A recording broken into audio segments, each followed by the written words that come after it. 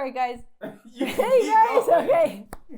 Hey guys, it is Georgia and Micah here, and today we're going to share with you guys a few things and a few tips that is really going to help you in your business. It's going to help you with your posing, and it's going to help you get those genuine and authentic photos that you're looking for. And let's just jump right in. So the first thing that you're going to want to do is you're going to want to do consult calls with every single person that you are booking. I feel like a lot of times like photographers only do consult calls with maybe a wedding client, but I definitely urge you to have consult calls with every single person that you're booking, whether it is an engagement shoot, it is a family session, it is a couple session. And the reason you want to do this is because it is going to help you start building that relationship and that trust with your clients way before you ever even show up to the session. I remember when we did this beforehand and we weren't doing consult calls, like we would show up to sessions and feel like super blindsided, not even know what the couple looked like, just feeling so unprepared for the session. But then when we started doing these consult calls, like we actually started getting to know our clients. We started asking them questions to really start figuring out who they were as a couple. And then we were able to tailor an engagement session or a couple session to actually fit their needs and fit who they were as a couple. And so when you're on these calls, like use that to your advantage, educate your clients on, what to wear, educate them on maybe what locations would look best, on what time of day would be best to shoot. And also just gather information about who they are to really kind of plan out a session that feels true to them, whether they're sporty or, classy, or they want to do something fun and adventurous. Like this is where you can really start implementing those fun ideas. Once you have your consult calls, this is where you're going to want to start and make mood boards. And this is something that I have personally started implementing recently in my business, and they have completely changed the game for me. So when you're on the consult call with your clients, you may ask like, hey, do you have a Pinterest board of inspo that you're looking for?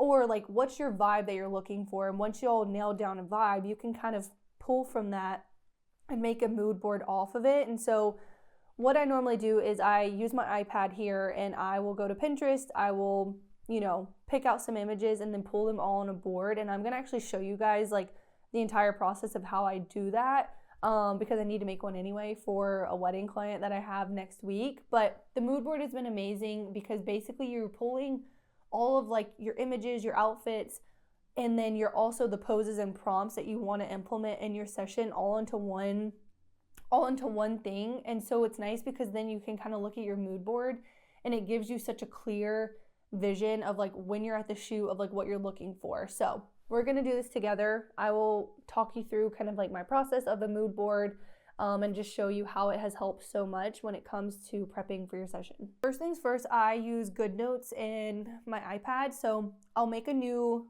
page and I'll just write, so this wedding is going to be very classic, very traditional, almost like Bridgerton theme, like whimsical, I guess. So I guess I'll just name it just bride and groom mood board. I just say location / vibes as like my main thing. So this is going to be at Middleton Place in Charleston, which is an amazing venue here. The vibes are very like romantic, whimsical, classy. It gives like Nicholas Sparks. Yeah, I actually love shooting at Middleton, bro.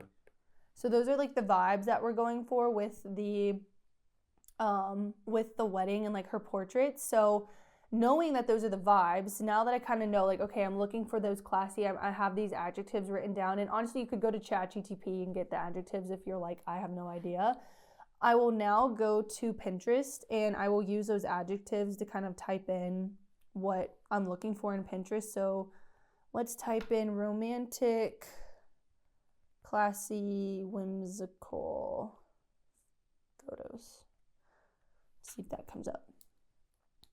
Okay, we'll love that. Little hand kiss.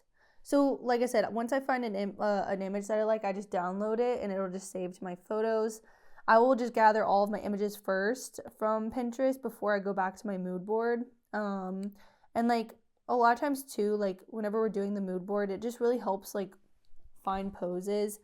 So I'm looking at a lot of things. A lot of times I'm looking at, the outfits, I'm looking at the pose, I'm looking at the light that they may be using to really kind of gather like what I want it to look like. When you're looking on Pinterest too, try to find like a variety of images. Like you don't want to just keep picking the same photo over and over again, because you'll see when you put this all together, it's really going to start inspiring you and like how you can honestly start shooting things differently, like in your composition, and it really will just like come together. So definitely like look for differences and just a different variation of photos.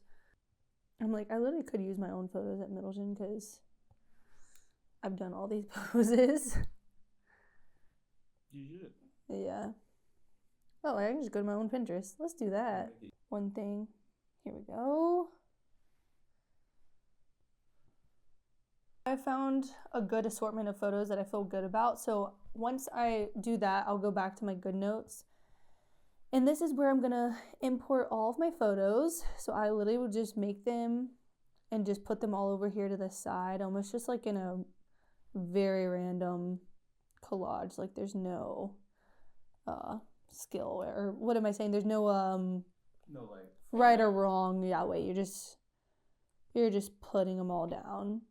And some of these photos are mine that I actually took at the venue just because I've already shot there, so I already have a good idea of like what we're gonna do, but still is just helpful to share it with like the bride to get the vision, because then they know what to expect and they're not like, why is this photographer making me run around, you know, when it was like on the mood board.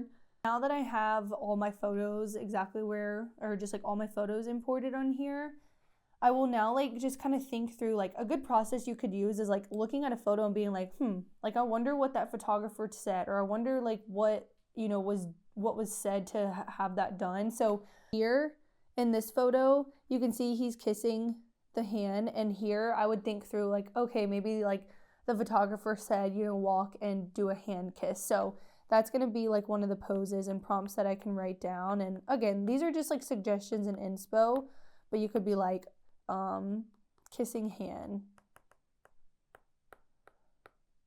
And then here, I could tell this shot was from above of them sitting, and I love this perspective. I feel like it could give like a really cool perspective. So I may write down like shots from above sitting, and then when I have this down, like written down, when I'm at the venue and like actually looking around, like I could be like, oh, I want to try to get a shot from above of them sitting. You're going to look around and try to see if you can get that. And it'll just help you when you're shooting, because then you know what to look for and you're not just kind of like aimlessly walking around. Here we obviously have them running, so we'll do a lot of running in the garden. We'll probably run in various different places. They do have these trees here, so sometimes I'll just be like shots in the trees. I usually will probably keep those traditional. Love like the shutter drags and these two, so definitely incorporate shutter drag. I just write a little bit of ideas, and of course like you're gonna do a lot more than this, or maybe even less, but this just really helps give you like a clear direction when you're shooting. I will then send this to like the person that, or my client and whoever needs it, and it's just really nice to have it like kind of all in one place. Obviously for this one I didn't need to come up with outfits because it's a wedding, so they're just gonna wear whatever they've picked out. But sometimes like over in this area, I will like put like outfit inspo, and I'll just kind of pull from like the pictures and just give them like a direction of like, this would be like, these would be outfits that would fit this vibe. And again, it's just like a very subtle way to kind of tell them like, hey, like this is what you should wear, without really like being like, hey, like you gotta wear this or gotta wear that.